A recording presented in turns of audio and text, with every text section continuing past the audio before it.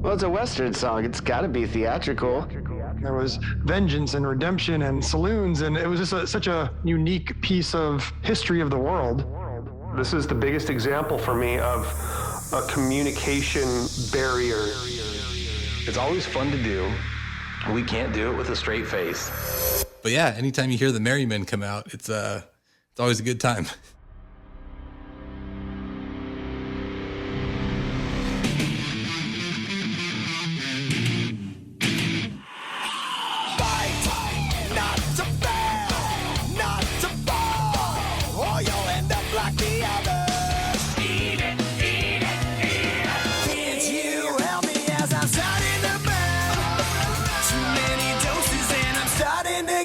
Attraction. Who is the crowd?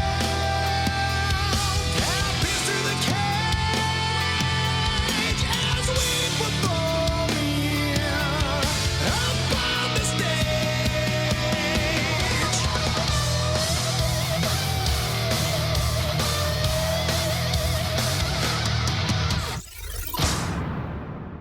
Hello, everybody, and welcome to TRAX, the official Avenged Sevenfold podcast that takes you through the Avenged Sevenfold back catalogue one banger at a time. I am your host, Bees, and it is an honour and a privilege to be with you as always, especially today as we are going all Western. We'll get to that in a minute. Please do subscribe to the podcast. We've brought you the story to songs such as Roman Sky, Welcome to the Family, Not Ready to Die, Trashed and Scattered. We are slowly but surely making our way through all of the Avenged Sevenfold songs, and there are some very, and I do mean very, exciting things coming in the next few months that nobody is going to want to miss out on, so make sure you've subscribed to the podcast. Today, we are going balls deep on Strength of the World. It is, in my anything but humble opinion,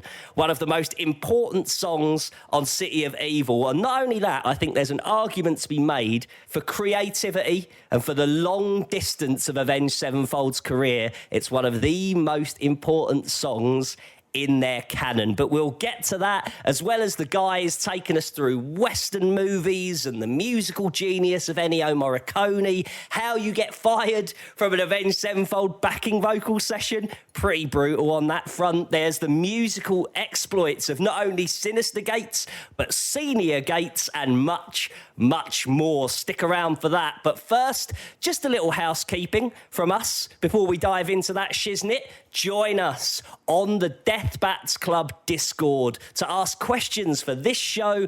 Join the rad community over there. We've seen it. You guys have been meeting up all over the world. It's super cool to see. And if you are a Deathbats Club holder, we do hope that you enjoyed your surprise over the holiday season. There was a Happy Holidays Avenged Sevenfold NFT that went out to all DBC holders. And speaking of NFTs, don't forget, you can win a one-of-one NFT that serves as the official art for Strength of the World. Just keep an eye on the DBC Discord and there'll be details in there. But as well as a one-of-one NFT, every single month when we do this show, there is a T-shirt that is a limited edition drop that features the artwork to this song. If you want the Strength of the World shirt, you're going to have to be fast. It's a limited edition drop, AvengedSevenfoldWorld.com to go and get involved with that. And the art this month is done by the incredible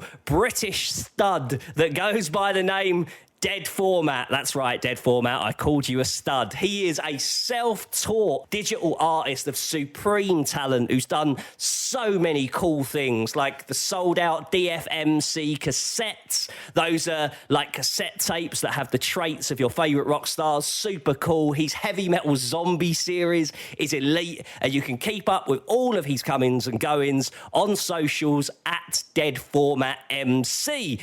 That is enough waffle from your boy. Let's get to the episode. So this is a podcast where we had a little bit of tech difficulties. It means we lost a couple of the DBC questions. A music theory with Sin had to be touched up a little bit, but we were recording over Christmas. And frankly, those are small details in an episode that kicks this much ass. I'm going to stop talking. Let's get enjoying. This is the story of Straight Off the World.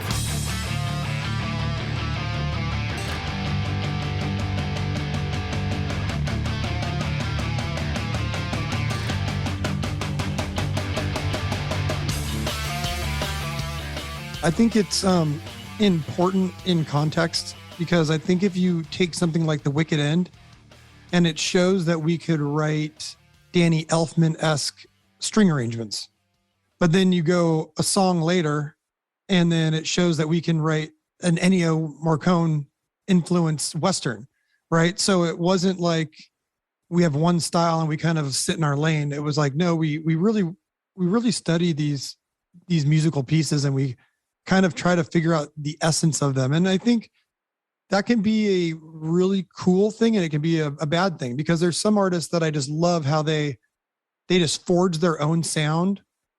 And I feel like we've always been kind of chameleons, where we can kind of take a bunch of things that we like, and though it has its own sound, we're definitely borrowing deeply from really cool cultural kind of things. These, like a Danny Elfman sounds like Danny Elfman and a Ennio Morricone sounds like Ennio Morricone, but we can kind of sit in there and go like, well, we can do both those and we can make it sound cool with metal. But I do highly respect these artists that kind of really master their own lane and their own craft. But I think it's important because when you look at those two songs, it shows that we kind of know our way around the music. And I think that's really cool. It's a different flavor, right? Like you're rolling through this record and then all of a sudden from Beast in the Harlot to Backcountry to this, like what? And I think one thing that we do that because we really, and I know we fall into this sometimes with things like maybe So Far Away or like Seize the Day, but we try to stay as far away from generic rock as possible. We try to stay as far away from like 80s ballads. And I know people love them. And obviously the success of those other two songs just proves that. Like if you can do a good ballad, people like it, but it really isn't what we like to do. And we try to stay as much away from the leather pant butt wiggle 80s ballad as we can. And so something like Strength of the World to us is like way more satisfying. It was a pretty important song for us. We, I think it was probably one of the first ones, certainly it was the first album where we started taking, a lot of time to do really adventurous tracks. This one was super ambitious. It was in a day where you couldn't reference things. So like a little secret of ours, and I think we're pretty transparent about this, but we definitely game genie the fuck out of our music.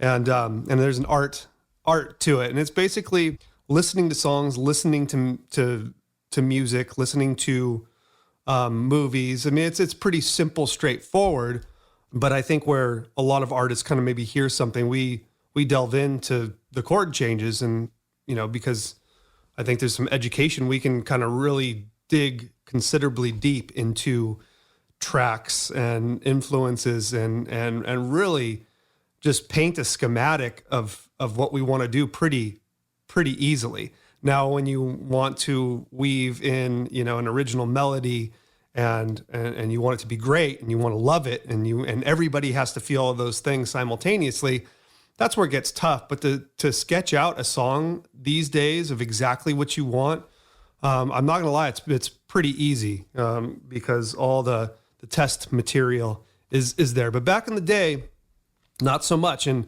this is the biggest example for me of a communication barrier where Matt wanted an epic Western crazy song.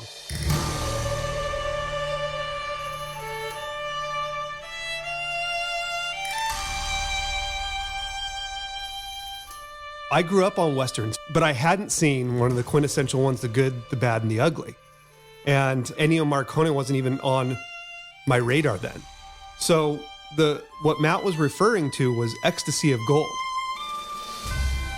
But because of that point in time, we couldn't just go dial up the movie. Couldn't go, you saw it on TV or whatever it was. I didn't have a computer then. I don't know if I certainly wasn't internet savvy. I don't even think anybody in the band had a computer then. I think it was right after CD of Evil where we started getting smarter phones, laptops, and doing deeper dives and stuff on internet. So to be able to just say, hey, I want to listen to Ecstasy of Gold, which Matt didn't even know the name of it. He just, wanted a Good, Bad, and the Ugly style Western. And I had no clue. So I just dug deep from my thing. And he's just like, no, that's not kind of it. And I was probably playing like country or something. Who knows? But I remember it being super hard to put together his vision for that.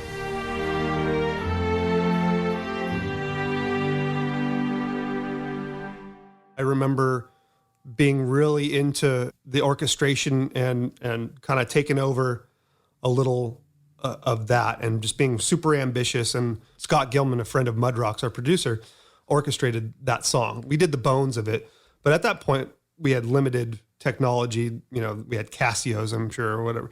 So like trumpets didn't sound very good. Strings didn't sound very good. So it didn't sound good, but I wanted to be more ambitious with it. So we kind of settled for a middle ground, getting it up to snuff to where we could listen to a demo at this point. It was still demoed out as on a MIDI, but he was obviously much further advanced on MIDI than we were. So when he started putting it together and showing us, it was like, oh, this is going to be like cinematic. Like this shit should go in a movie. Like I remember thinking that I was 20 years old at the time, And I was like, oh, this is going to be in a movie. This is incredible. Like this is a Western. This is like a new Western could put this in there and it would work. It would be fucking awesome. The way we communicate now with a ton of different references and different things, we didn't have that then. So we had to struggle through trying to understand each other, but we definitely did some damage, and I'm super proud of doing a song of that type of depth. It was huge. It was a monumental, new sound for us, and we were pulling from different inspirations.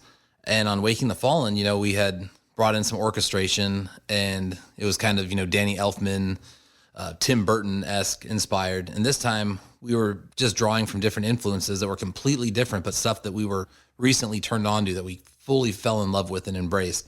And in the case of Strength of the World, you can really hear the Ennio Morricone influence. And we were inspired by Quentin Tarantino bringing in this dialogue-driven narrative that's just so over the top. And we're like, why don't we apply that to the new songs?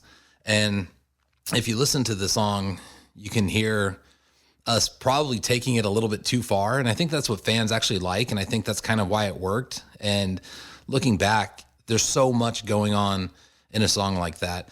If you listen, and this is so funny to me, but if you listen from about the first minute and a half to about 4 minutes later, there's never, ever a moment where there's not vocals happening, not even for 1 second. And it's almost like a hard rock Western a cappella on top of guitar riffs and heavy drumming.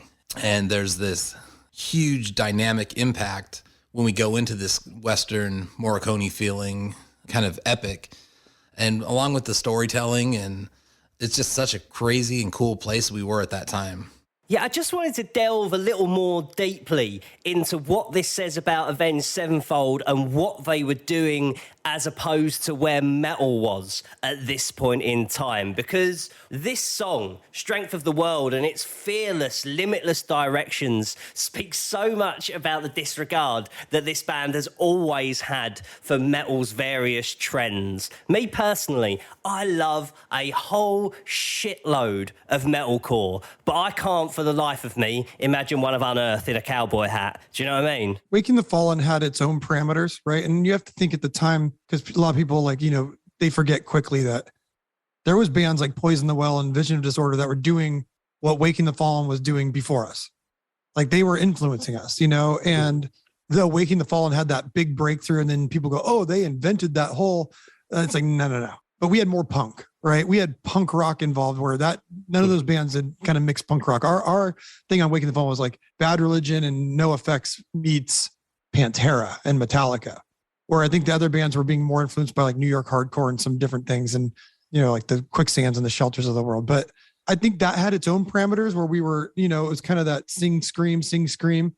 It didn't really lend itself to go do full on Ennio Morricone. But once we were doing only singing vocals, we really wanted to spread our wings musically, because that was where we were going to make the kind of difference in what people were hearing, because it wasn't going to be back and forth vocally. We really spread our wings on that. We really started bringing in all the influences. I mean, obviously The Wicked End was almost like a precursor to A Little Piece of Heaven, like using the Danny Elfman-esque sort of arrangements.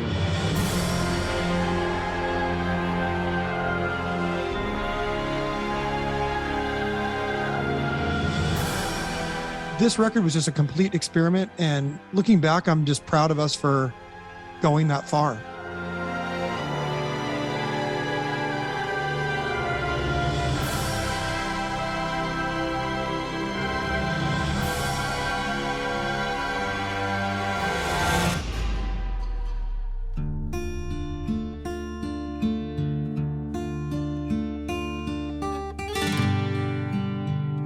More about Morricone coming up, but let's just get to talking about westerns, the old west, spaghetti westerns, if you will, and just how interesting it is that that particular genre of movies is such an influence on the members of Avenged Sevenfold.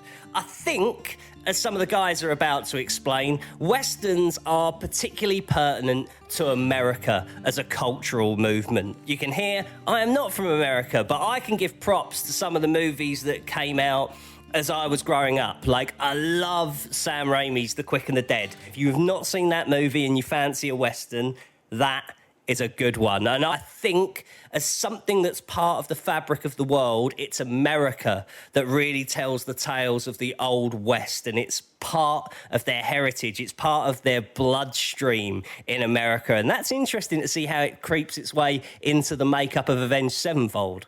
Well, I'm a fan of Western movies. To start off with that, I wouldn't say like you could probably bring up plenty that I haven't seen, or, so I'm not going to sit here and say I'm like the most fanatical Western guy, but probably my favorite movie of all time happens to be a Western movie, and that's Tombstone. So that's one for me that I saw opening day on Christmas at the movie theater with my family. I remember it very well, and then watching it over and over again. I was actually able to, at one point, quote the movie from beginning to end without it actually being on, and I did that in our old van one time for Jimmy on a long ride. I recounted the entire movie for him. So yeah, I mean, I love that movie. I love certain Western movies I've seen. I mean, Good, Bad, and the Ugly, of course, is such a great classic one.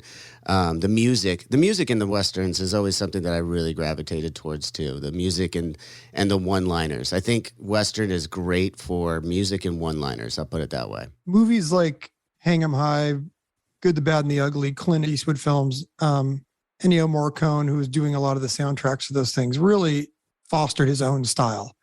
And growing up, my dad and a bunch of people, I can only speak for what I know, in America here or in California or whatever, we were brought up in culturally, those were huge movies and those were huge influences, and how the West was won and the gunslinger sort of mentality of, as America was sort of putting itself together and trying to figure out, get its bearings, like you're talking about a bunch of people that came across the country into the West Coast, and it was a gold rush. And there was all these certain little towns with sheriffs, and they were all kind of governing themselves. And there was vengeance and redemption and gunfighting and saloons. And it was just if you think about it, it was such a unique piece of history of the world.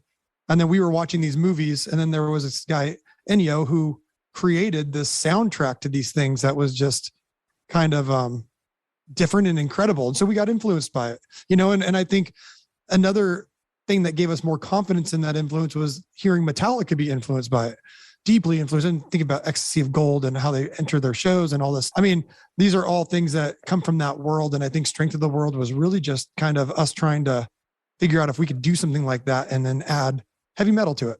Just because we like to pop the bubble on some of the rumours that surround Avenged Sevenfold songs on this show, there is a bit of a groundswell an opinion that I have read more than once, that Kill Bill and the more desert-leaning moments of that movie were an influence on this song, but it is something that Matt is quick to debunk.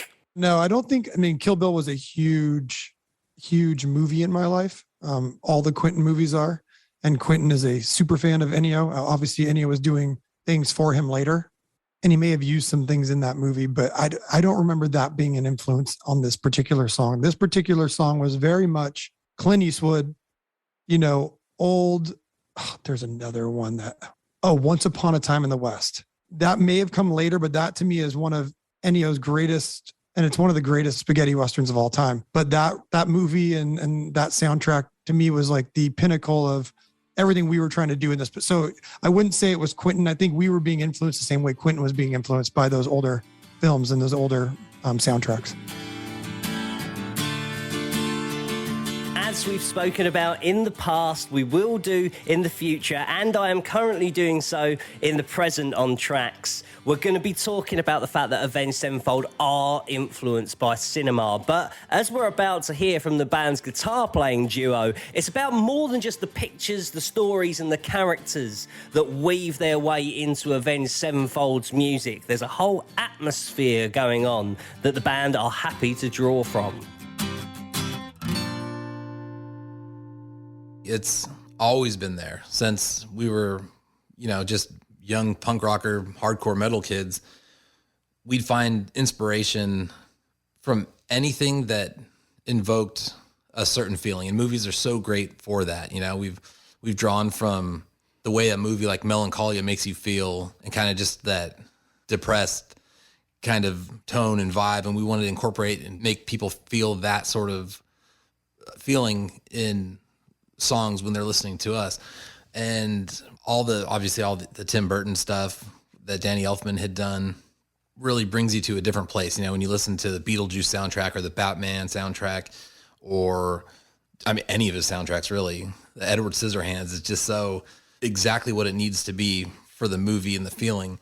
And to this day we still draw influence from just about anything, from bands, classical bands, movies, art, video games. Anything that's, just something that makes us feel a certain way. We want to take elements from that and try and apply it back into the music. Otherwise, music gets really boring, and there's a lot of bands just trying to write a great song, or just trying to follow a formula, or just trying to, find success because another band has done something. It's like, that's just the complete wrong way for a band like us to go about it.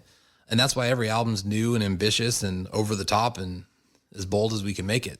Like I said, I was born and raised on like John Wayne movies and stuff of that nature, which was my father's hero, the Lonesome Dove 5-part series or whatever it was, and Beast of a Movie with Robert Duvall and stuff.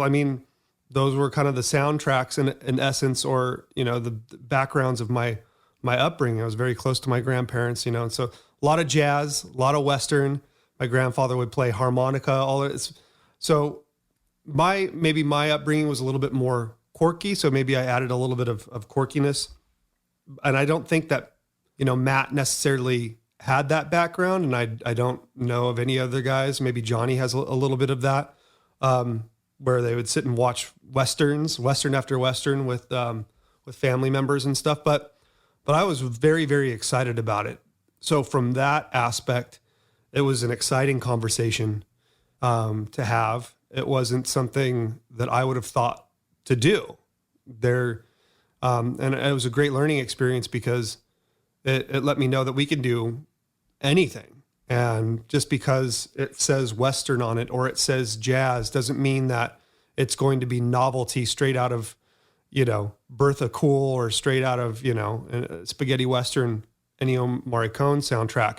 It's going to be us. And it gave us a lot of confidence to pursue descriptions like that, adjectives that could lead to really unique places that we wouldn't have thought to go. So it was kind of the genesis of really exploring the art form, music writing a lot deeper. We're about to talk about the sound of Westerns, and you've heard the name Ennio Morricone a bunch of times so far, and we're going to get to that very shortly because I think if we were playing the Family Feud and we were asked Western's top composer, that would be the top answer. So, Ennio Morricone, born 10th of November 1928 in Rome. He's someone with a huge fingerprint across film and TV and music. Like, you will know the Ecstasy of Gold from The Good, the Bad and the Ugly, even if you don't know that song by name. Metallica use it as their intro tape before they hit the stage every night. I mean,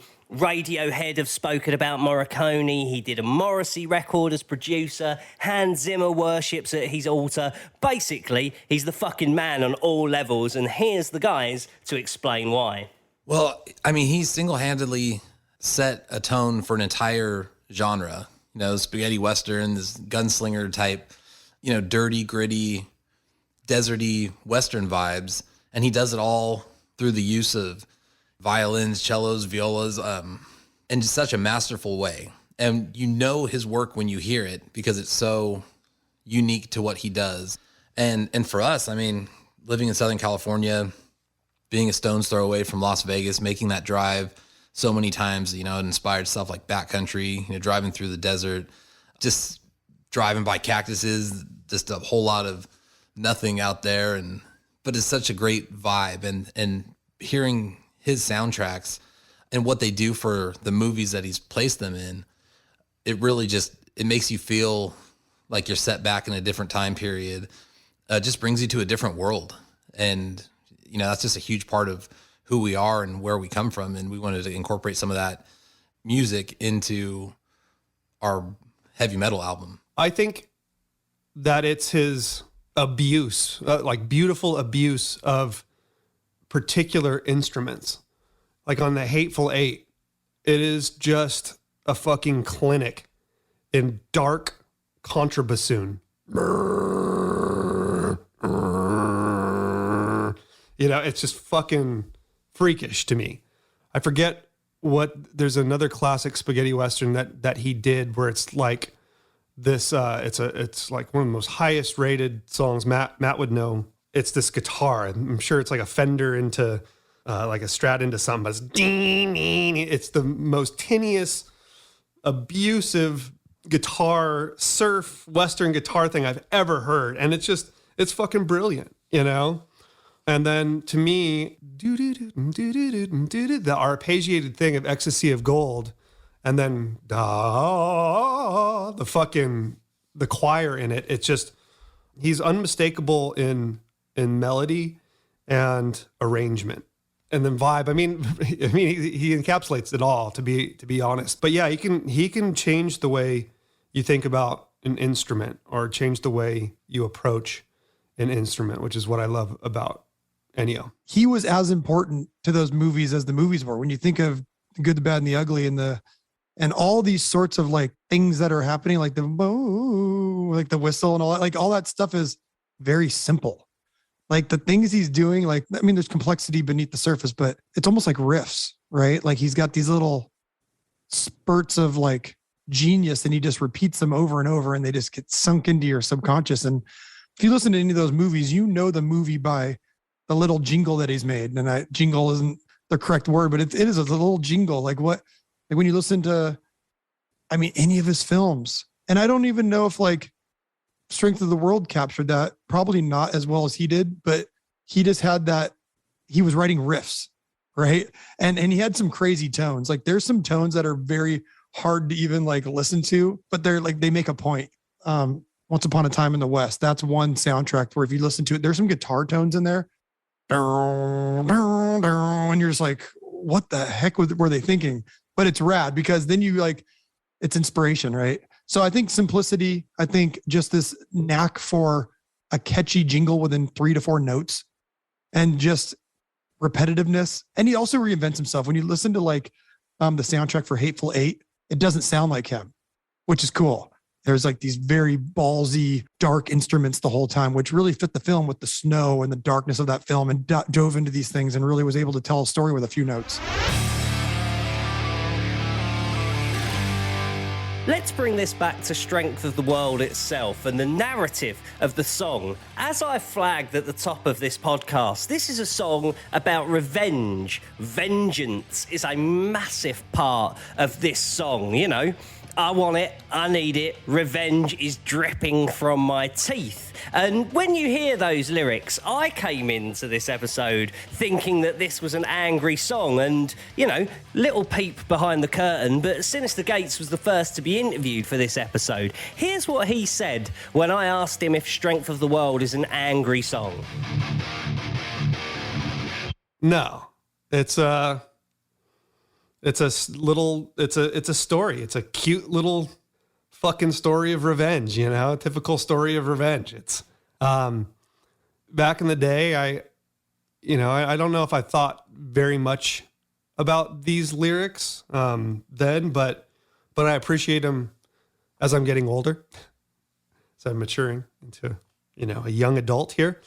I really appreciate Matt's ability to paint a picture. He's fearless in letting go of like everything needing to be abstract for the mere sake of it being abstract. My story starts the day they said you can't be found. The news so dark, our heart stops silent without a sound. In the interest of Sin being interviewed first, here's what happened when I asked him if he thought Matt would say that this is an angry song. I would bet that he'd say no. I think that he would probably align a little bit more with me, although I don't know. I mean, we've definitely been down, you know, these paths of mindfulness. We'll call it mindfulness and not drug obsessions. Or I hope it's mindfulness. It feels good. But to where you would take a thing like that, it's a story. And I don't think that Matt's ever felt that. So it's coming from a person who's trying to tell a story, like more of an intellectual, an observer, in a journalistic sort of way. And so if that's where it's coming from, maybe at that point he tried to put himself in those shoes somehow. And maybe you can feel certain things. People have different talents of being able to exercise those things in your mind, perform a thought experiment and really get yourself riled up. Was he doing it then? I don't know. But if it came from a journalistic sort of thing, telling a tale, then yeah, I don't think there was an angry bone in his body. Avenge the dead, killed all who crossed me in my path. Suicidal, I never planned on coming back. I mean, obviously it's more for Matt to answer, but I believe truly that it was more us and Matt with his lyrics taking that kind of storyteller element, something that like what an Iron Maiden would do, and trying to find these cool stories that you create and then make a soundtrack for it. And we did that a lot in the early days. We were, you know, songs like Chapter 4 are, you know, taken from the Bible, the story of Cain and Abel, and we kind of elaborate on that. And I think that was kind of heavily in Iron Maiden influenced. And Beast and the Harlot were built, you know, these stories, these long opuses of Matt's storytelling of stuff that was intriguing to him. And as we've gotten older, it's been more about reflection and inflection, like on ourselves. And, you know, with the stage, it was more about the universe and technology and our place in the universe and what's happening politically and what matters. And with the new album, it's more about just looking inside ourselves and, you know, what are we truly, you know, in this universe. You know, we're everything and we're nothing at the same time, and just coming to grips with that and understanding. And I think that comes with maturity. But when you're young, it was kind of just, wow, this is so cool to us. Let's tell a story about this vengeful killer that's, you know, going to save his family's honor and go out there in the desert and shoot a bunch of fucking bad guys. It's hanging on that thread that Western music and movies portrays. You know, it's a story of revenge and I think that plays into it so well. Revenge and what's coming next. You know something's coming, but what is it? You know, I don't think it's angry. It's just it's more calculated than that. Anger to me is way more like, you know, just rage, uncontrollable. This is more calculated. It's revenge. It's danger, in my opinion.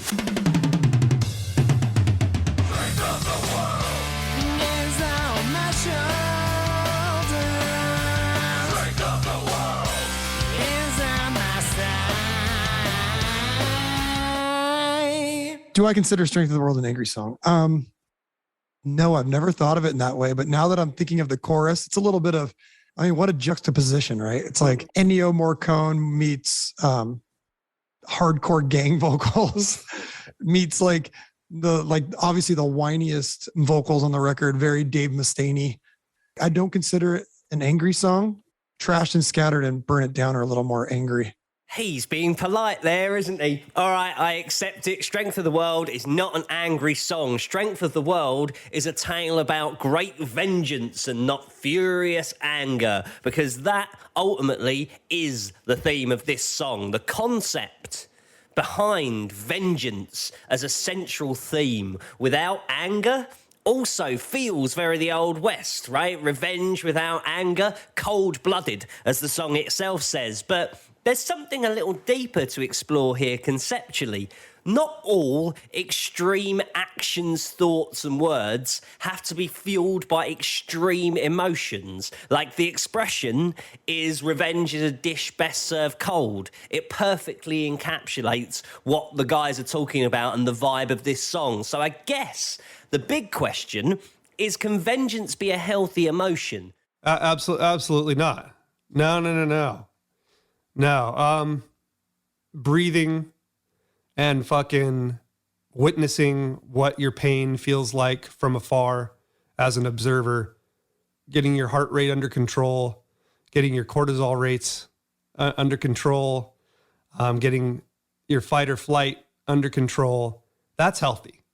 Feelings of rage and vengeance, that'll fucking kill you. I think that, you know, if you ever felt wronged or slighted, and every one of us does all throughout our lives, it pisses you off. You take those emotions, they make you angry, they make you upset, they make you want to lash out at the world. And sometimes people do that in the complete wrong way.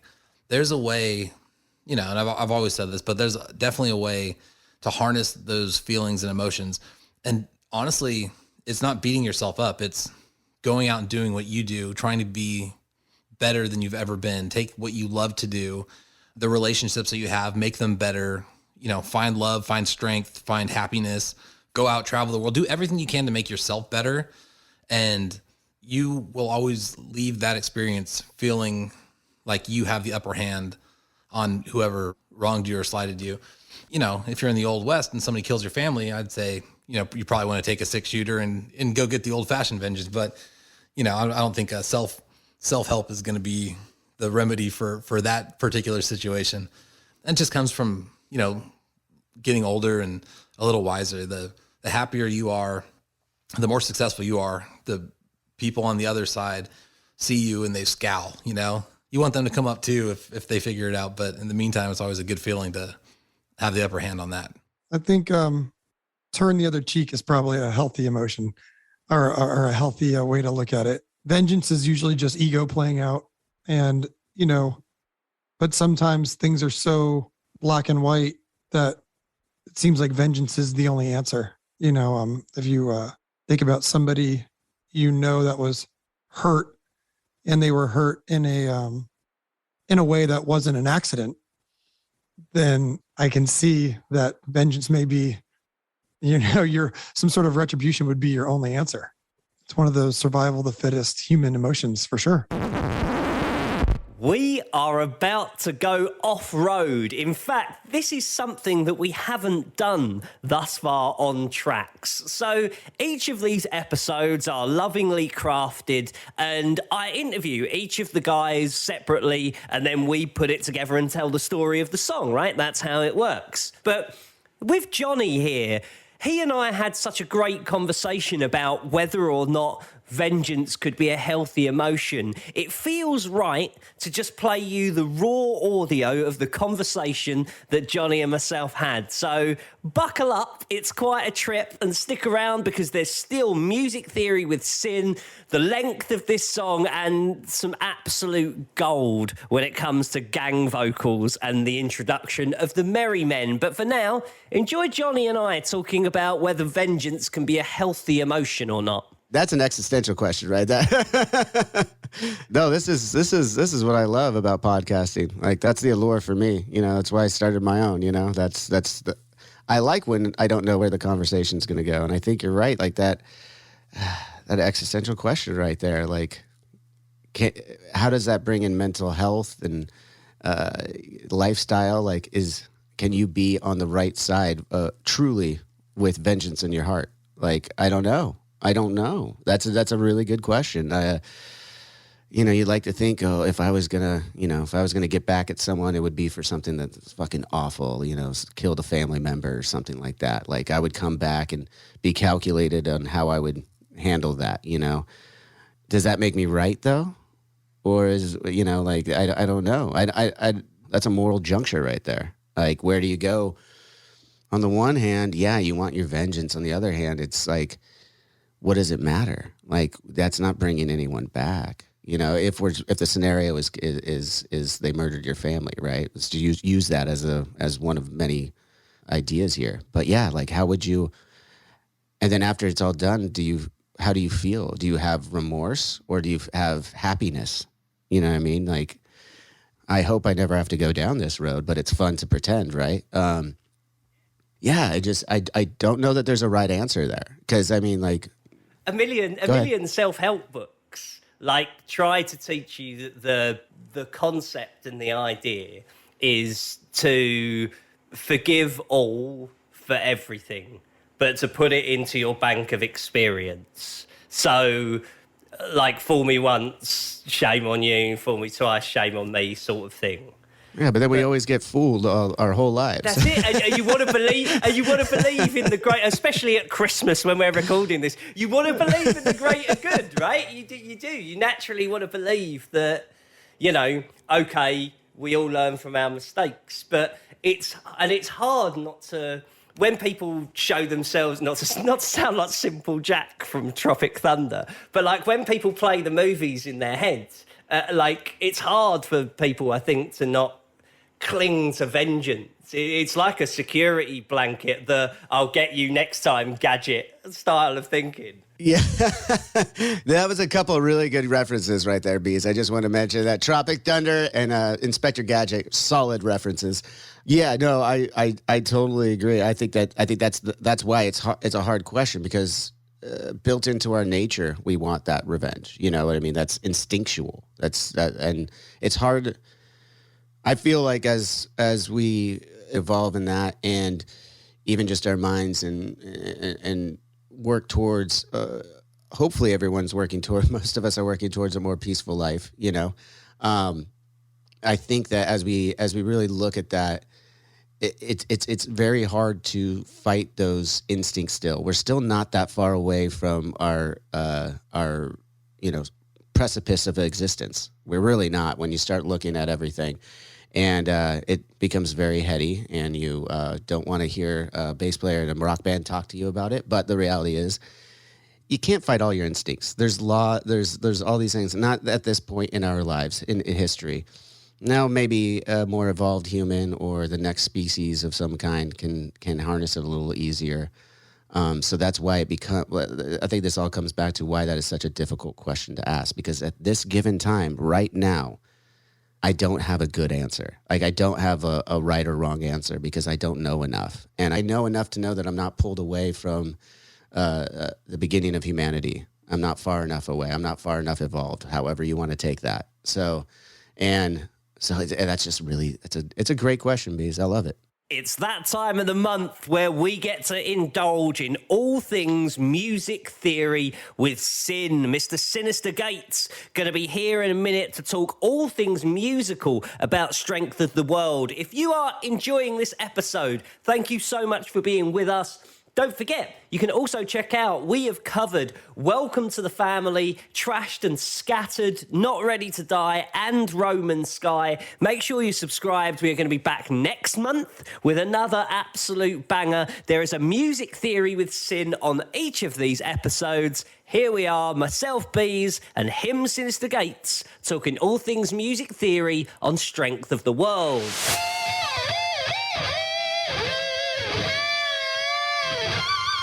We spoke about composers during the main part of this show, but I was wondering, were there more rock influences for this song specifically for Strength of the World? Because we mentioned Velvet Revolver. For sure. You know, there's tons of influences. The main thing that I could point out, I'm a huge Megadeth fan. Marty Friedman is one of my guitar heroes. And so I think the riff, I think that was very Megadeth rather than Metallica, Pantera, Guns N' Roses. I mean, it's our notorious small group of rock and metal bands that we wore on our sleeves shamelessly at that point. I think we were wearing a Megadeth shirt that day.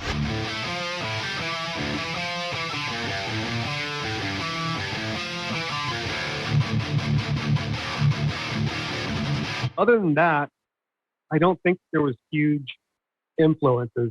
That's kind of the blender, you know? It's funny that, like, the reason why I thought Guns N' Roses for this one, particularly, this particular song, is they've just done a remaster version of Use Your Illusion. It's really fucking good as well. But what I like about that record is, like, 1 minute you're in, like, a car chase with You Could Be Mine, and the next you're in like an opium den listening to like hippie honky tonk of like You Ain't the First. So, City of Evil has its moments like that. Like we spoke about, like Sidewinder having like these jazz and samba and flamenco moments, and like MIA does more switches in one song than a lot of bands manage in 5. Like, but when it comes to Strength of the World, like, and it having that kind of turn, that was why I considered GNR on this. I mean, there was a lot of GNR at that moment. I mean, I was raised on GNR too. And that was one of the bands that I found myself. But MTV, when I saw November Rain, you know, I was like 10 years old or something like that, and I just, everything changed for me. Like the vibe.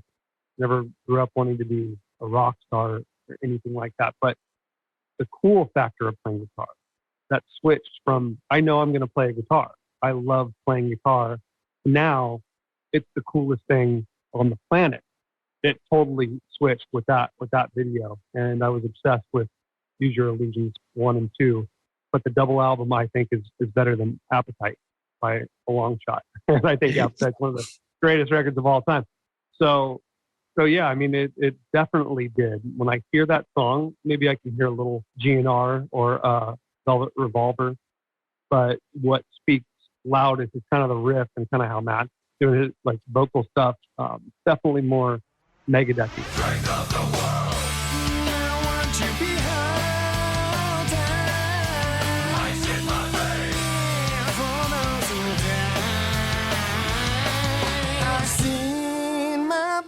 Fade away. You've taken my own life. There's nothing left to say. Slide guitars, finally. They're so vital to the middle of this song. Like, was that something you did, or did you brought someone in to do that? And like, what is like for people out there that don't know? Explain the difference between guitar and slide guitar, and also for those of us that do, why you outsourced. Well, it was a pretty cool experience. My dad played all the acoustic guitar on that, which is very acoustic guitar based, and the pedal steel on that stuff. So multi-instrumentalist, dude can play anything, great ear. And so, yeah, I mean, he came in and like pedal steel is a fucked up instrument. So it lays flat on as almost like a rectangular, really thin table in essence.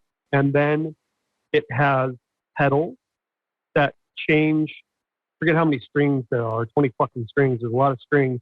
And it'll change the tension of a bunch of different strings so you can manipulate chords and stuff. There's a ton of pedals. There's also these knee things that come, joints that come out from underneath the bottom of this thing. So you're moving your knees back and forth playing these pedals, and it's one of the most complicated instruments I've ever played. I don't understand. I mean, some things are easy to pick up, medium difficulty, or extremely difficult. None of those levels or variations apply to pedal steel, and I just can't play the fucking thing. So my dad, who has incredible groove, I mean, this is just one of the things we were experimenting with. It was just like, if he's gonna like hire the guys like Steely Dan, Walter Becker is like, once I realized I was being outclassed in the studio, I've outsourced solos, and it's not like Walter Becker can't fucking play his ass off, but there's a difference between a Walter Becker solo and a Larry Carlton, on Steely Dan records and stuff like that. And so that's kind of my approach. I was like, my dad has seen more studios than I ever will in my life, and just an extraordinary player, amazing groove, played for a lot of R&B artists and stuff. So like real amazing groove. So yeah, he came in and just fucking absolutely nailed it and played with great creativity.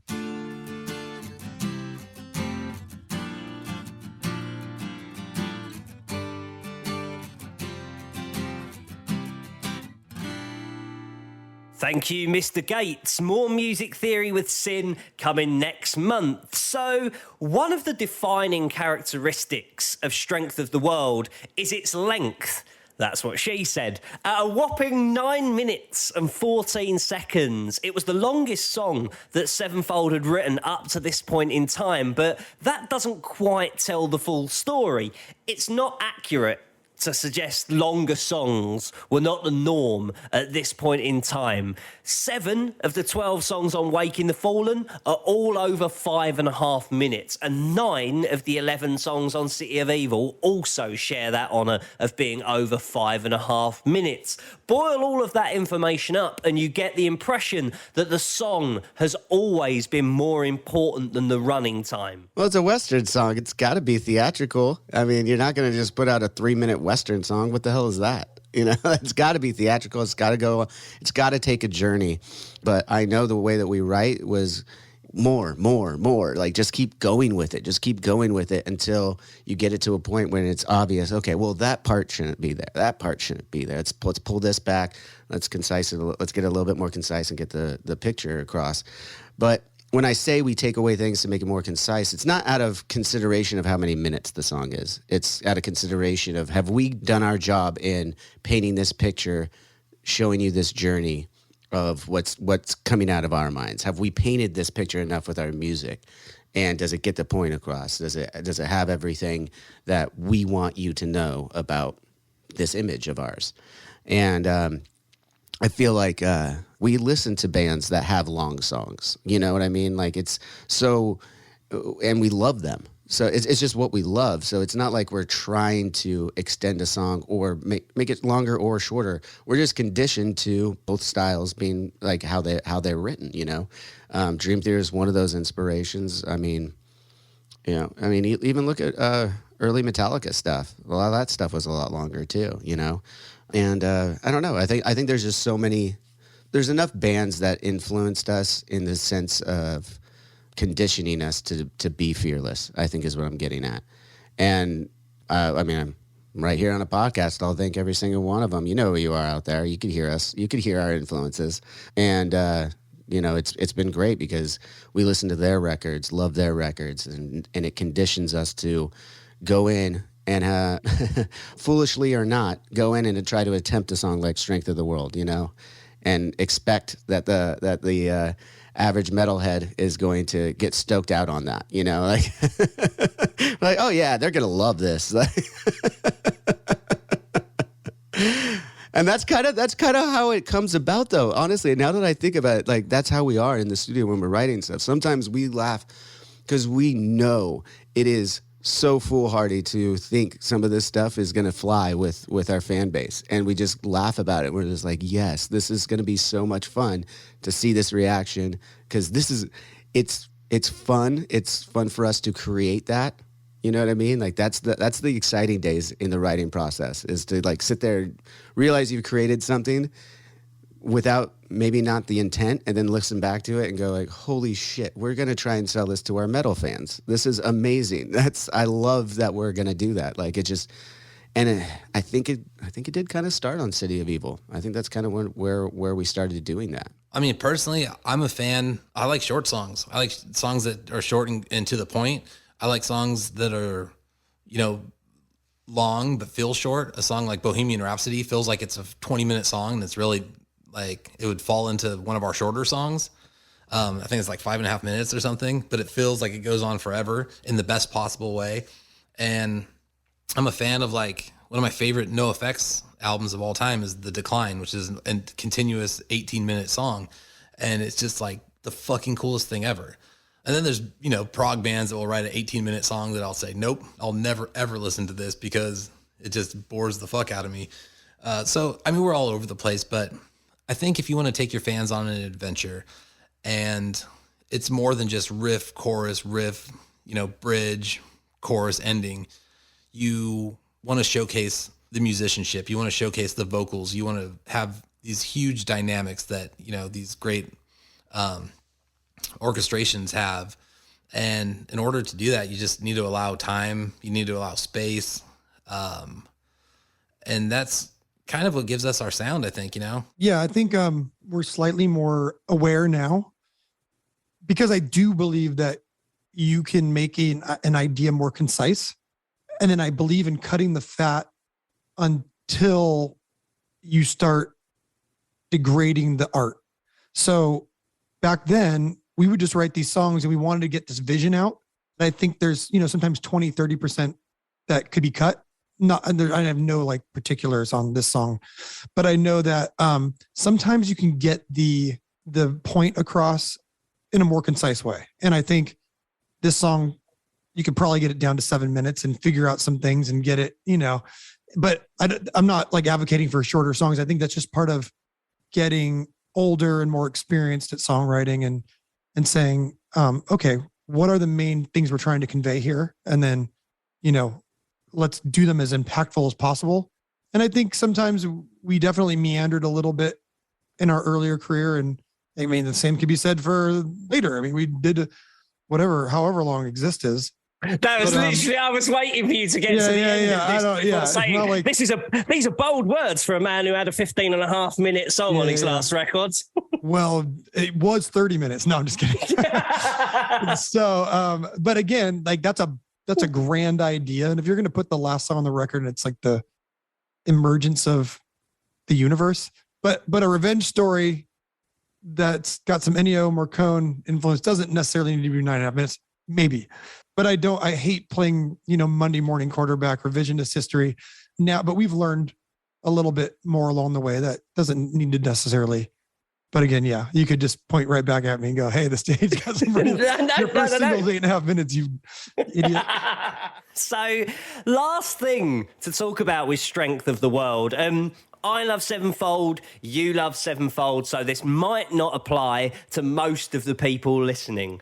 But when I was digging in and doing my research for this song, it feels like the gang vocals in the chorus of this song are something of a contentious issue. So I asked the guys what it's like to record a gang vocal on an Avenged Sevenfold record, but watch out, you might get fired. There's always one voice that's like, strength of the world. And you're like, okay, who is that? Like, and so like you got to fire people, and then you got to like say, hey guys, you got more to it. And then like it doesn't feel natural. Then everyone's like in there like strength of the world is on my shoulders. Strength of the world You know, if you were just at a party, you could do it perfectly, have a couple of beers. But when you get in the studio, we used to call them the Merry Men because there's one on Critical Acclaim where everyone's doing the, hey, hey, hey. And literally it sounded like, hey, hey, hey. You gonna roll the tape or what?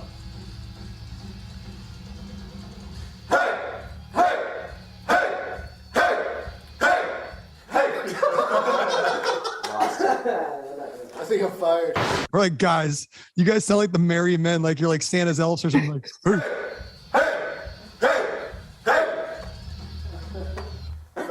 My voice stopped. It is like a full circus hour because the truth is like, you know, Brian doesn't have a hearty voice. I don't have a hearty singing voice. You know, I have the complete opposite of it. And you got Johnny there. Like it's just literally all of us with the worst sounding heavy voices. And then you go and listen to these hardcore albums where like everything's gang vocals and it just sounds so tough. And then you hear us, it's like the Merry Men and we have to do everything we can. And then usually Matt will go there and he'll save the day by adding a couple extra tracks to actually make it sound good. But it's always fun to do. We can't do it with a straight face. We can't take it seriously. We look at, I'm just thinking about it, it's funny. We look at each other and it's just fucking comical. But yeah, anytime you hear the Merry Men come out, it's always a good time.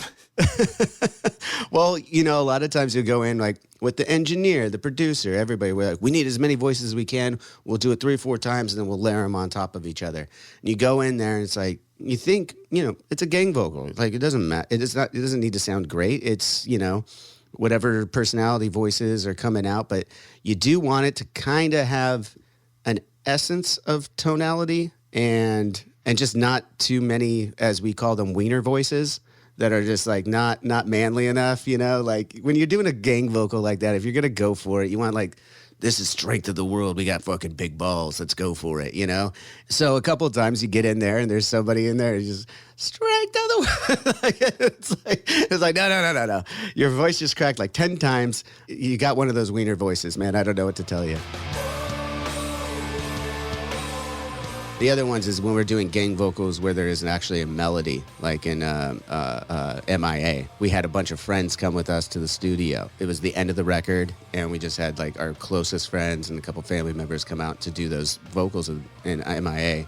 And yes, there was quite a few firings, actually. literally pathetic. What a tune. There you go. That is the story of Strength of the World. So make sure you are subscribed to this very podcast feed. It means you will not miss an episode of TRAX. And frankly, we got some really, really exciting things on the way. I have been your host, Terry Beezer. You can get me at TerryB666. We'll see you for more TRAX next month. Peace.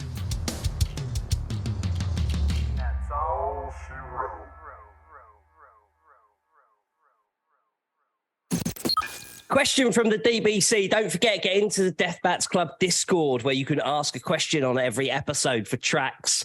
Matt, Stas666, that's STAS666, with a brilliant question, who asks, if you close your eyes and listen to the intro of this song, what do you see? Set the scene. Where does it take you and where did you want to take the listener? I see a saloon. I see a dirt road. I see horses, men in black that are armed to the teeth with pistols, and I see rifles on horses. I see women in beautiful gowns, ballroom dancing, a whorehouse down the street. I see fucking Red Dead Redemption. You know, I see these towns. I see these little pockets of life in the middle of the wilderness. I see danger outside of the town, bad actors meaning, you know, guys that want to cause trouble. I see a bank that's got no security except a couple guys with guns. I see gold, bars. I see the local jailhouse. I just see this really interesting time in American history.